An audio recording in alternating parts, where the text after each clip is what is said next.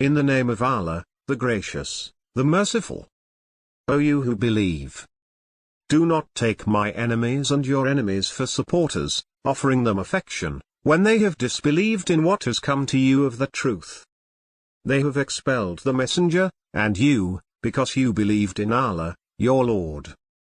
If you have mobilized to strive for my cause, seeking my approval, how can you secretly love them? I know what you conceal and what you reveal. Whoever among you does that has strayed from the right way. Whenever they encounter you, they treat you as enemies, and they stretch their hands and tongues against you with malice. They wish that you would disbelieve. Neither your relatives nor your children will benefit you on the day of resurrection.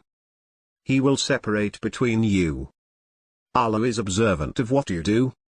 You have had an excellent example in Abraham and those with him, when they said to their people, "We are quit of you, and what you worship apart from Allah. We denounce you." Enmity and hatred has surfaced between us and you, forever, until you believe in Allah alone.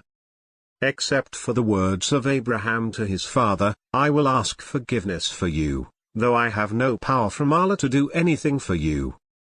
Our Lord, in you we trust, and to you we repent, and to you is the ultimate resort.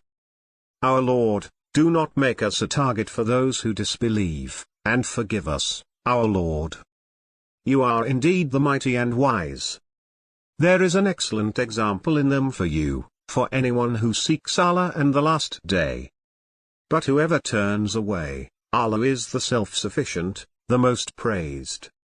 Perhaps Allah will plant affection between you and those of them you consider enemies.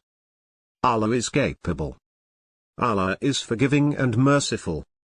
As for those who have not fought against you for your religion, nor expelled you from your homes, Allah does not prohibit you from dealing with them kindly and equitably. Allah loves the equitable. But Allah prohibits you from befriending those who fought against you over your religion, and expelled you from your homes, and aided in your expulsion. Whoever takes them for friends, these are the wrongdoers. O you who believe!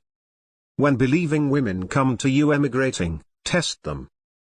Allah is aware of their faith. And if you find them to be faithful, do not send them back to the unbelievers. They are not lawful for them, nor are they lawful for them. But give them what they have spent. You are not at fault if you marry them, provided you give them their compensation.